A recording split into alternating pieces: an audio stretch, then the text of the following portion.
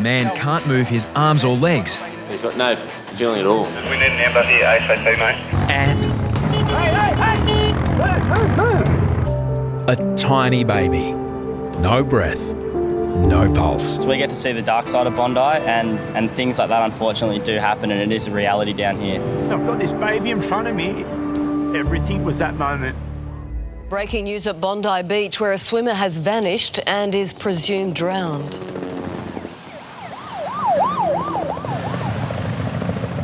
It was an eerie day. It was cold. The surf was 6 foot and the rips are as strong as I've ever seen them down here. We were all just sitting in the tower. Azza's just spotted a couple of Japanese kids just having a play in the shore, and they just started getting sucked out. Folded down in the rhino, and I was just going to Jake, get your gear off, mate. This guy's underwater already. I was paddling out as hard as I could. Reached the first guy who was already underwater. Got out to Jake, and he had this guy just slumped on the front of his board, and I was like, where's the other guy? And he was like, I don't know, he was just here. And I just swung around. I seen this guy's head just like that, and I just went, there he is. And I just swung around. I started paddling, but this wave just jacked up and it just picked me up and just threw my board in the air. All I'm thinking about in my head is just, I've got to get to him. I started swimming as fast as I could, just watching this guy under 10 metres away from me, just bobbing up, and I saw him get hit by one wave. Yeah, he just didn't come back up, so it's just, it was just so close. We launched a ski and I got out there, I picked Jake up. I was thinking, like maybe, there might be a chance. I knew we weren't going to find him, but we didn't want to give up. It's already started to sort of hit you a little bit. After sort of half an hour, 40 minutes, it does start to turn into a body retrieval. I just never forget Jake just screaming, I'm so sorry. I was just like, is this not good? But yeah, it's just you just felt so responsible for what happened. Emergency services have had no luck in their search for a swimmer missing off Bondi Beach. The victim from Japan got caught in rough conditions with a friend just before 5:30. Haven't had a drowning down here for 7 or 8 years, so this is what we try to avoid. We get millions of people each year and sometimes we lose someone.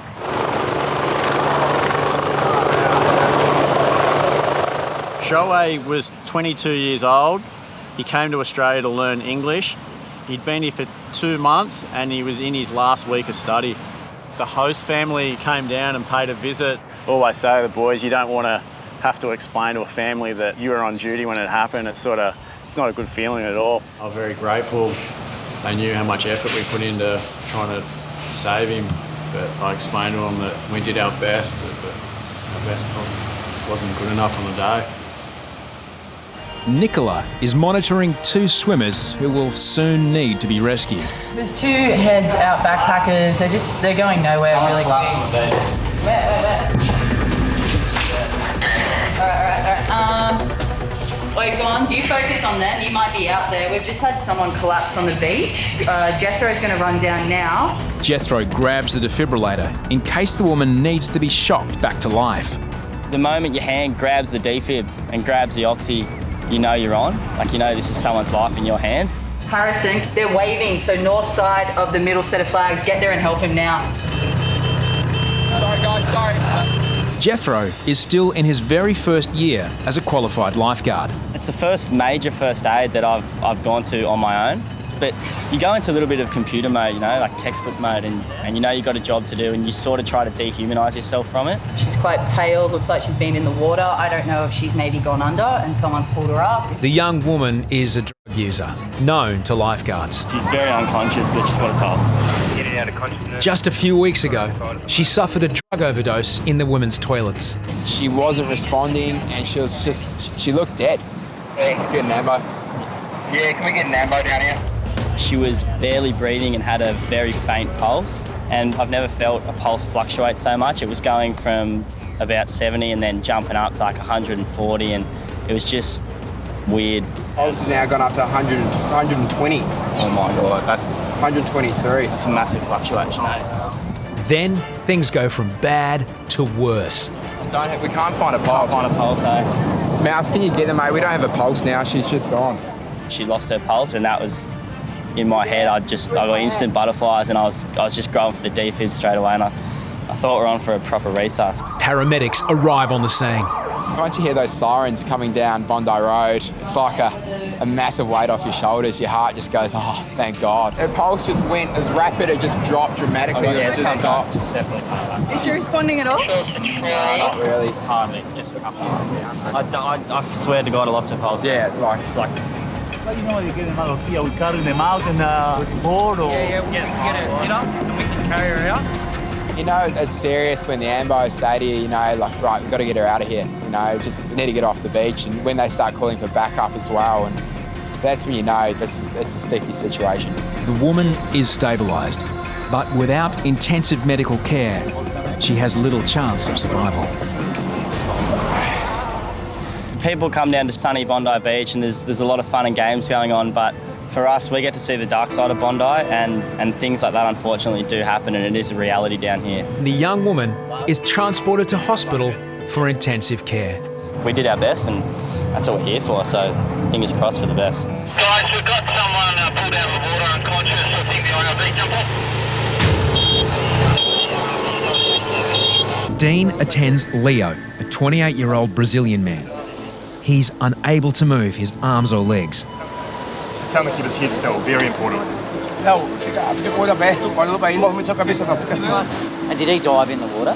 I didn't see. Oh, okay, right. And how did he get pulled out of the water? Did you see that? The boys took him They just dragged him out? What? Tried to go for a swim, he's there on the ground.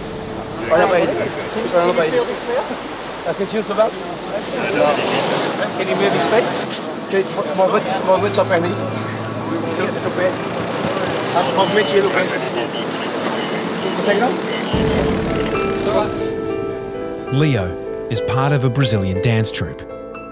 Tell him he's doing well. Está de boa, tá indo bem, man. Just relax, deep breaths, we know it hurts. Got to be brave.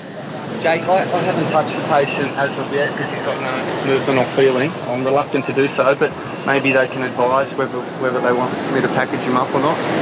Dean hasn't packaged him because he said he's got no movement. So he's got no feeling at all. Ai, respira devagar porque você está pegando o oxigênio, brother. Você não precisa respirar tanto não, que o oxigênio está te ajudando, está respirando para você. Só tente respirar devagarzinho. Must be some big problem with his breathing.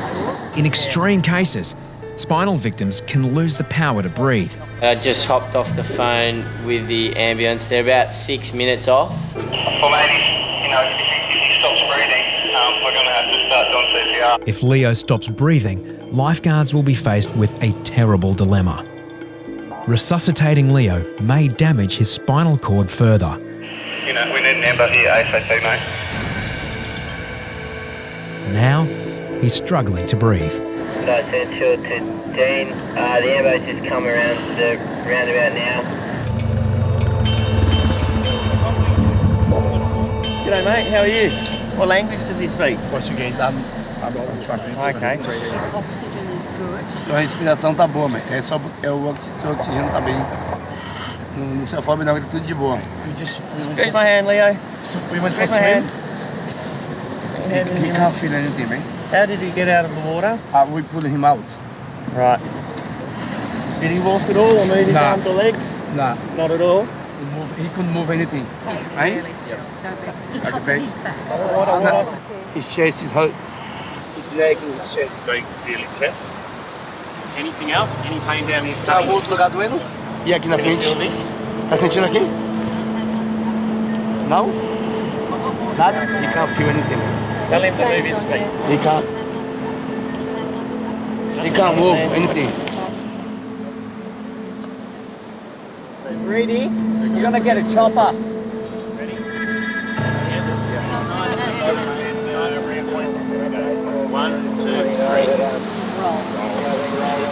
A spinal board will immobilise Leo on the way to hospital. 1, 2, 3, Robert. back. Tell him we know it feels horrible. It's awful to have something across your chest.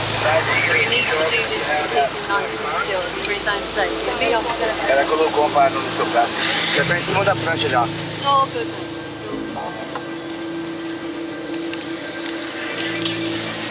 We're going to look at Mark's Park. We're going to transport him up to the ambulance, and then from there coordinate a landing area.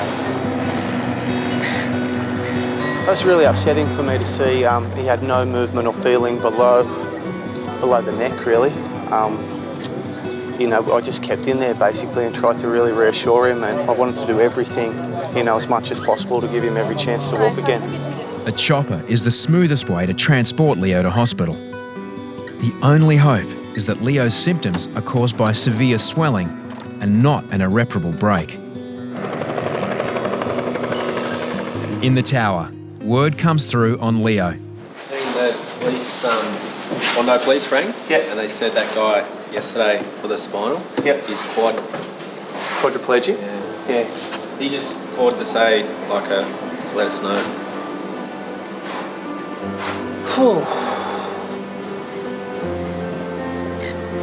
That's terrible.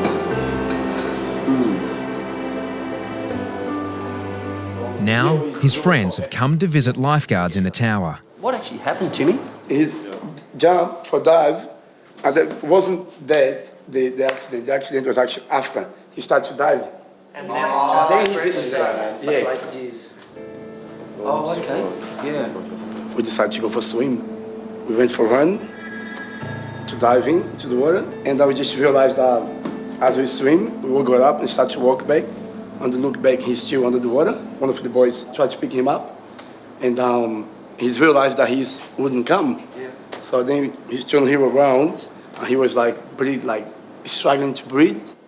And it was such a beautiful day. It was so funny because we got up. I got up and I went to their house, and we got there, we make breakfast, and we feel positive, like, let's go for a big workout, let's go to the beach. And our vibe, our energy was so good that day. What I wanted to ask was what's Leandro's future prospects? Like, where is it at? It's a 1% chance of his recovery, of being able to move his arms or legs again. But they also did say to us that there was the same slim chance of him being able to recover his breathing, which he has. He's completely breathing on his own. Oh, that's awesome. He has recovered incredibly rapidly in that respect. So, you know, we have hope. But obviously it's going to be a long-term recovery process, treatment, rehabilitation, care. So there's a lot of costs involved. It's really hard for us to go to the hospital and see him, because when you get there, he keeps looking at us. He keeps telling me how good I look. And he keep asking me to buy him some protein shake, like supplements. Like, he's believing in his mind that he's going to be okay soon. He's a very spiritual, positive person. It's very sad. It's one of probably the worst things I had to deal with. And he knew. I could see him on the beach. He had these tears in his eyes. It was just... Yeah, one thing it does definitely give you the biggest wake-up call, and you feel like every single step I take, I should be thankful for. The fact that I can scratch my eye if it's itching. You know, you just got to give thanks for every single moment that we're healthy.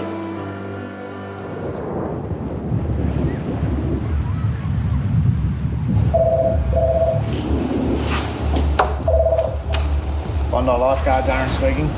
It was a gloomy day with maybe 5-foot swell, just southerly winds, no one really around. We're about to pack up. I think it was about 6:30, and as I received a call. Yep, in the water. Jet ski.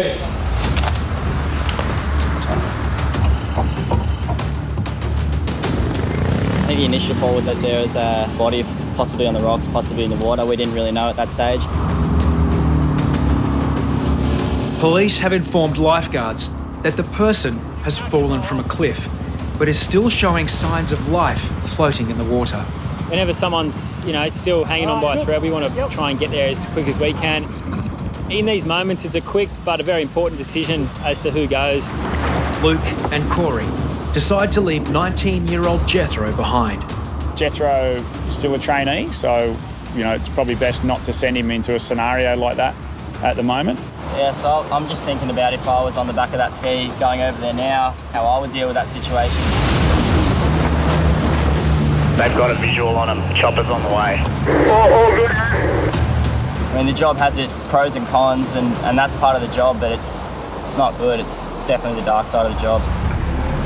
Corey and Luke head north and leave trainee Jethro back at Bondi. Somewhere inside me I wanted to go just to be like hands-on, part of the team, but I haven't seen a dead body, which I'm happy about. So definitely having Corey and Luke, who are much more experienced than I am, going over there, it's better.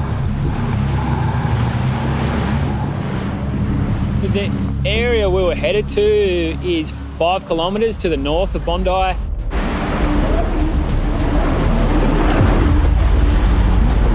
It is very spooky. It's just these cliffs that have to be 30 metres. The water's dark. You know, there are a lot of sharks around there. So yeah, all sorts of things kind of go through your head as you're going around there. After 20 minutes battling the tough conditions, lifeguards close in on the location. We saw the chopper fly overhead and we got, you know, a kilometre or so away and we could see somebody winching down. Oh, they're winching! Yeah, go ahead. Mate, can you ring 13 sir? Mate, I think they're winching down at this person already. Mate, just get up there, make sure they don't need any assistance in the water, and if it's all good, then head back.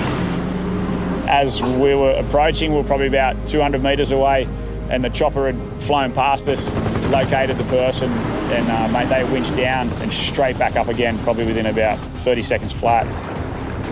Yeah, mate, chopper seems to maybe be leading. Can you just ring 13 surf and confirm with us, please? Yeah, copy. Stand by, mate. Oh, they're going to land. They're landing, are they? Yep. Yeah, Central the jet ski boys, they have picked the patient up and they're going up to the park, so head back. Yeah, mate. They took the patient from the water and landed up around Vaucluse on a park up there where they were met with other paramedics.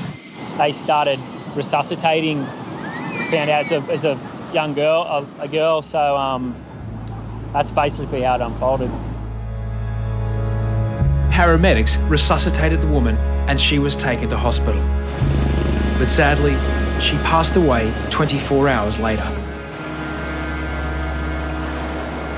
Yeah, we probably did make the right decision in leaving Jethro behind, but I think maybe when the time's right, he'll be like, no, I'm going. Being in a rescue service, you're going to get caught out and you're going to have to do it at some stage. The boys and the police rescue did their best. That's all they can do, really, but it's definitely sad. Yeah, it's a sad story. Sad ending. Get this call across the railing. A guy screams out and says, "Harries, there's a baby dead up on the road." Hey, boys, can someone back me up? There's a baby currently not breathing over here in the car park. Where? It's New Year's Day. We've given it absolute off, and that fatigue level is quite high. And you got to be calm when someone calls out like that. And you got to lift. You got to lift for the occasion. I'm heading up behind the kids' playground, just like on those surf clubs. I'll report in as soon as you get in. Just run up outside. Oh, beauty and that will go. Hey! Move! Yeah, Harries, you're on our way. Harries has grabbed a defibrillator and oxygen kit. When I'm running up, the guy says the baby's just been laying there for a fair while. So, you know, I'm just trying to stay calm at this stage. I'm just trying to take deep breaths. If it is a baby, this is the most important thing ever. Survival of life for a child surpasses anything I've ever done in my career. Harrison backs up. You know it's serious because there's bystanders in the park just pointing that way. Where are we going? You know, you're preparing for the worst.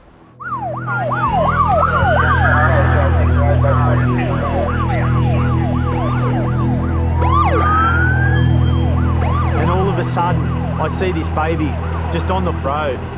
The baby showed no signs of life. It was not breathing.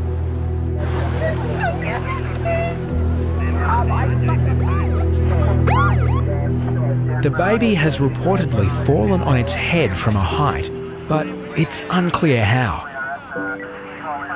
The patient is an 8-week-old boy. At this stage, the baby is clinically dead. His father can only watch on. The father was literally on top of me, and to be a father and look up at him and to see water coming out of his eyes. You know, a dad to a dad, you just want to give it your all. The baby's mother is unable to watch. Resuscitating a tiny baby presents major challenges. We go to pull the defib out and I see a baby that is so small that it stops me instantly. Lifeguards must urgently administer manual CPR.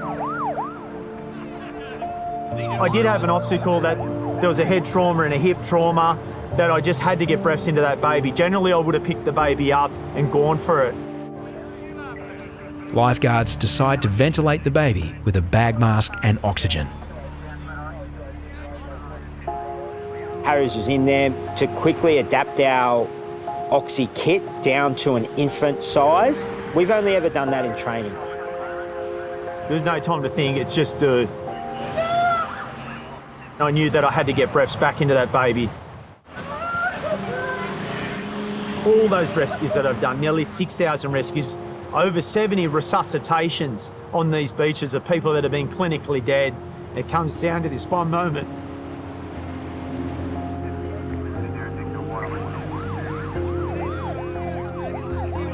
After the third breath of breathing that baby up, I started to see the rise and fall of the baby's chest.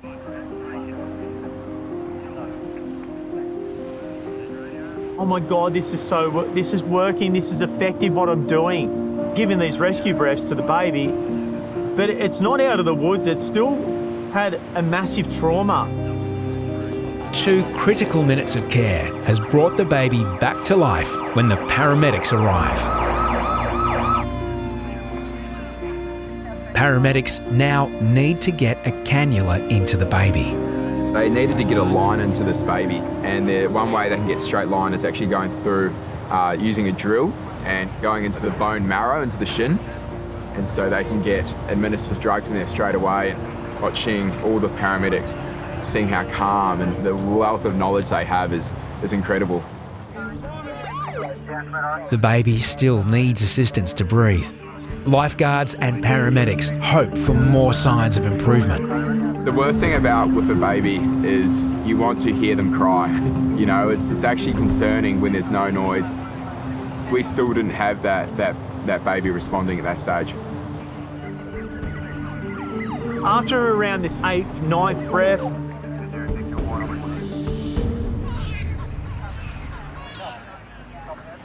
I hear the baby cry.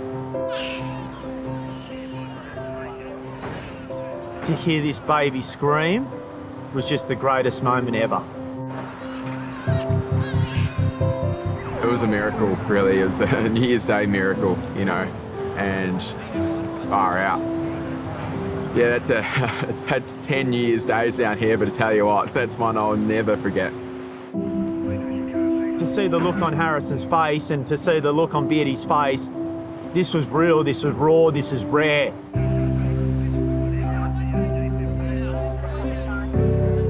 It doesn't matter if you're a battle-hardened soldier. It's going to affect you. You've got to bring out your A game. It's going to test you to your core. And there's so much going through my mind. Of course, like my 2 boys, like my world. And then there's a lot more that affects me. That I lost my father like 6 months ago. And all of a sudden, like, I've got this baby, I've lost someone that's elderly, and I've got this baby in front of me. And I'm thinking, I've lost my father, but here's my chance to have an infant, to give this child a new life.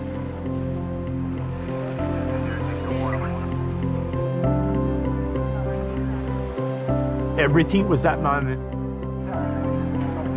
But the baby may not be out of danger yet. A special casualty access team, known as SCAT, arrives to help assess any head trauma. And incredible seeing that chopper come in and just landed straight away on the golf course. On the toll chopper as well, they've actually got a doctor. All hands were on deck for this incident. Intensive care paramedics hand it over to the SCAT team and they treat the baby.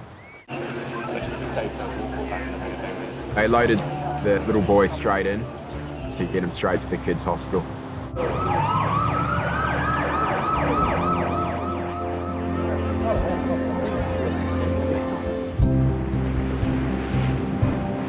Not long after, lifeguards get news the baby is likely to pull through without major complications. So sorry. Well,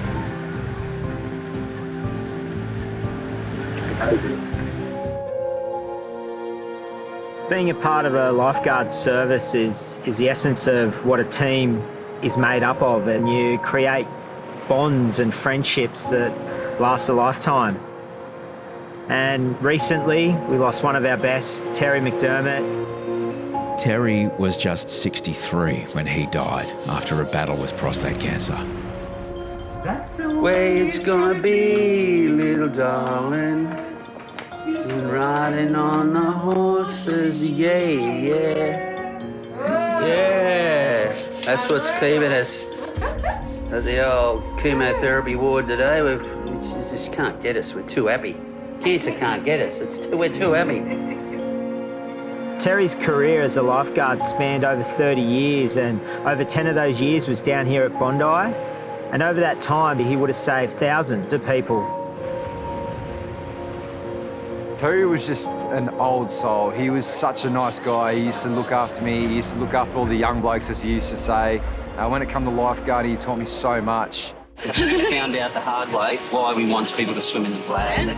His patience, his way he interacted with people was amazing. This scene to the south of me, I've never seen anything like it. Terry was one of the most amazing lifeguards that we've had down here. Each season, it's not just one thing, it's several things get thrown up that always stretch your level of experience and expertise no matter how long you've been in the job.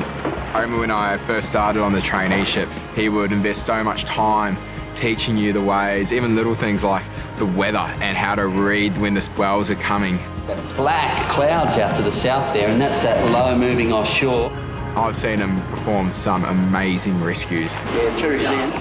I love it, and I'm passionate about lifeguarding, and what we do is actually quite honourable. It's something that makes you feel proud and makes you feel good at the end of the day. It's a testament to Tez to see people from all up and down the coast of all ages. He was a really loved guy, so it'll be a nice moment. I'll get emotional. Lifeguards, family and friends farewell Terry in a traditional Bondi ritual. We're going to be paddling out as a big group, and then we'll be forming a massive circle with the rescue boards, surfboards, bodyboards, and then we'll be saying our final goodbyes. It's really a circle of respect that we do as surfers, water users. You know, you're sending Terry off with all those positive thoughts. Wherever he is, he's at peace.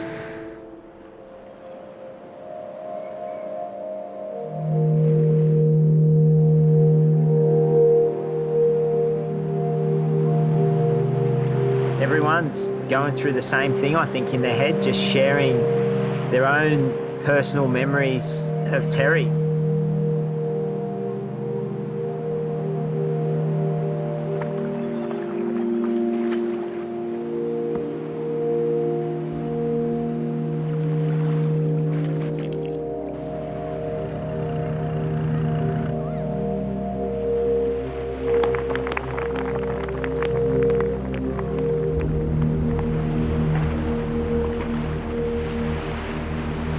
Really emotional, you know. I miss him a lot, and yeah, it kind of hit home down here at Bondi. Like, this is where we worked together for like forever.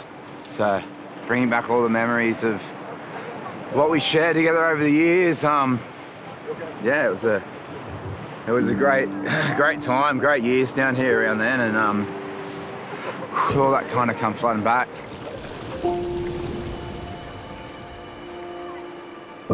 You know, Terry will forever have a place in our hearts.